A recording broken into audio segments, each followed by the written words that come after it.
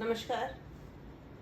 आज की कक्षा में हम देखेंगे कि रूप या प्रयोग के आधार पर शब्द के कितने भेद हैं। तो रूप के आधार पर रूप जो हम देखते हैं और प्रयोग किस तरह से उसका हम प्रयोग करते हैं, इस आधार पर शब्द के कितने भेद हैं। दो भेद हैं, एक विकारी शब्द और दूसरा अविकारी। विकारी को ये अव्यय, इन्हें अव्यय शब्द भी बोला जाता है और ये व्यय होते हैं, मतलब इनमें परिवर्तन होता है। विकारी शब्द होते क्या है जिसमें परिवर्तन हो जाए। वे शब्द जिनमें लिंग वचन व कारक के आधार पर मूल शब्द का रूपांतरण हो जाता है, उसमें परिवर्तन आ जाता है, वो विकारी शब्द कहलाते हैं।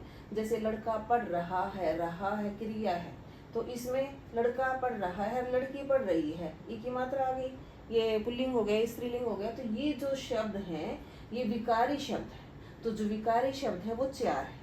एक तो संज्ञा, संज्ञा में परिवर्तन आएगा। दूसरा सर्वनाम, सर्वनाम सबका नाम, ठीक है। तो संज्ञा, सर्वनाम, विशेषण और क्रिया, ये जो चार शब्द हैं ये विकारी शब्द हैं। इनमें लिंग वचन व कारक के आधार पर परिवर्तन होता है। दूसरा है अविकारी। अविकारी को हम अव्यय शब्द भी बोलते हैं, अर्थात जिनमें अव्यय जो खर्च ना हो। तो जिन शब्दों में लिंग वचन व कारक के आधार पर मूल रूप में कोई परिवर्तन नहीं होता, जैसे लड़का धीरे धीरे चलता है और लड़की भी धीरे धीरे चलती है, तो ये शब्द है अव्यय, अव्यय या अविकारी शब्द है। तो ये विशेषता है।